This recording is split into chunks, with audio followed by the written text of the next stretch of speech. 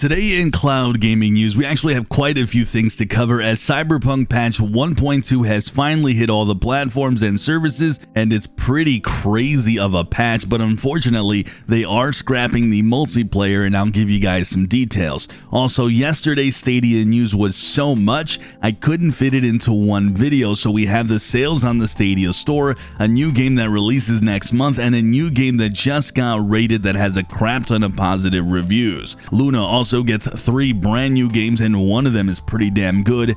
Xbox Game Pass gets backwards compatibility with original Xbox and Xbox 360 games on the cloud. And finally, we have some quick updates on other titles that are on various cloud gaming services. All that in this cloud gaming news video. Make sure you subscribe by hitting that red button as well as like the video. So let's start this with Cyberpunk patch 1.2, and it's finally live for all the platforms. That includes Stadia, who had about a day delay, but scrolling through this is almost a nightmare essentially. So many bugs and fixes to an assortment of quests, UI fixes, and well, pretty much anything you name it. There's also PC specific bug fixes for those who are on GFN, or Stadia specific fixes, and one here that stands out to me has to be the improved stability throughout the title, which is interesting. I've played the game from start to finish, and every once in a while there could be a hiccup, but I rarely did have issues on Stadia. Another thing is missing numeric key prompts for keyboards. This was actually a noticeable bug that I dealt with, so I'm glad that that got fixed.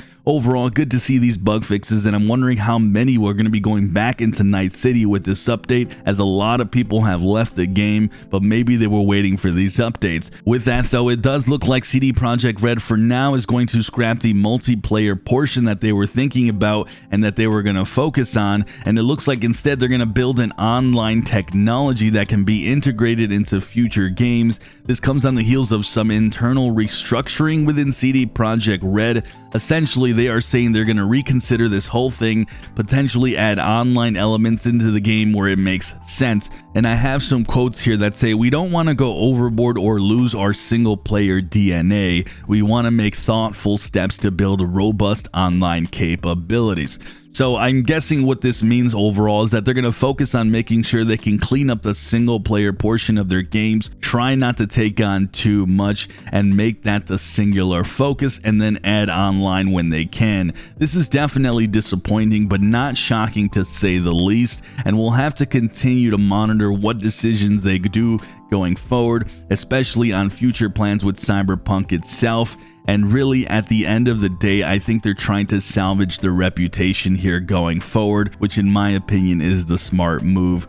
We'll continue to see what happens here going forward. So we have some Stadia news to jump into, and I did miss a few sales from yesterday. Dead by Daylight is on sale for $9.99, and nobody's going to tell you more on how fantastic this game is than me. I've been playing this a ton the last month. This is also on the heels of the newest update that came out yesterday, bringing in a new killer and survivor. And guys, this isn't much of a horror game, but more of a player versus player, with you working with your teammates against the killer. It's a fun game, and it's pretty balanced, and it's a good one that you can just jump in and jump out, and there's nothing that has you really grinding other than just playing for fun. Fully recommend it. Then we have WWE 2K Battlegrounds coming in at $19.99, and the Elder Scrolls Standard Edition, the ESO, at $7.99.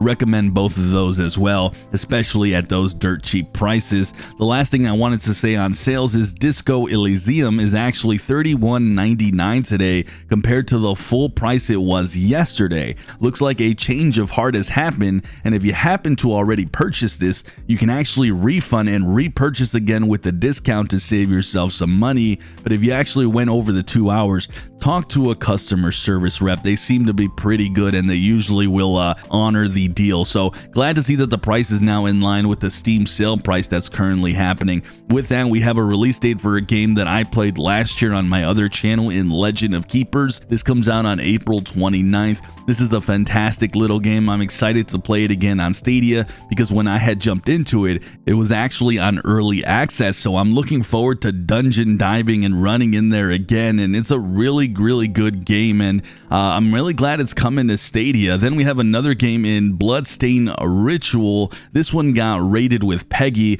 This is a Castlevania inspired RPG side scroller. Here you're going to be battling your way through a demon infested castle to defeat its master and save yourself and all of humanity. The game is very highly touted and rated. It has over 20,000 overwhelmingly positive user reviews, and by all accounts is yet another extremely high quality indie type of game. I've been seriously impressed with the games like Disco Elysium. At this point, Stadia is just missing games like Fall Guys and Hades, and we'd be getting the cream of the crop. So good stuff to see with this game being rated. Of course, this is not an official announcement of any kind, but glad to see a high quality game like this potentially headed our way, maybe even soon. So Amazon Luna has announced that 3 games are coming to the Luna channel in Narita Boy. This is a side-scrolling Metroidvania that just launched recently. The game looks pretty neat. Then we have Call of the Sea, a mystery set in the 1930s that has you exploring a paradise, solving puzzles and secrets. But the biggest game has to be Ghost Runner, a game that I've gotten to demo and play. This is a fantastic game, one that absolutely tests the limits of your cloud service, because if you fail once, you have to restart the mission.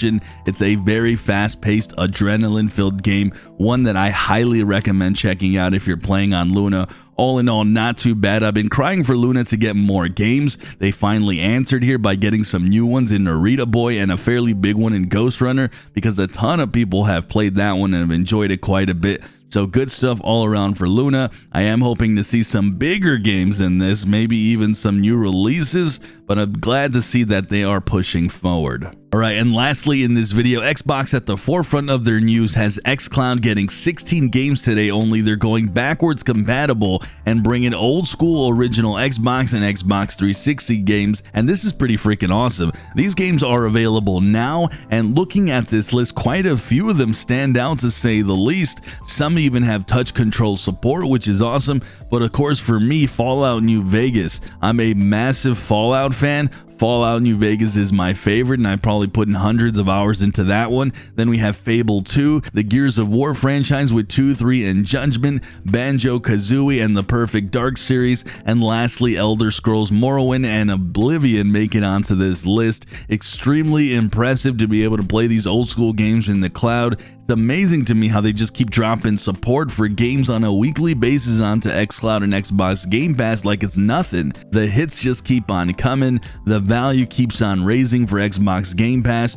Overall, insanely impressive yet again. Something to watch out for, as my guess is these won't be the last games you see. But with that, let me know your thoughts on today's news with Cyberpunk patch 1.2 and the no multiplayer, Stadia and the new game rated and the sales, Luna's new games, and xCloud getting old school Xbox 360 and original Xbox games. I read all your comments, guys, so go ahead and write them down below. Make sure you're subscribed, like the video if you haven't already. As always, I'm Sunny, and I'll see you in the clouds.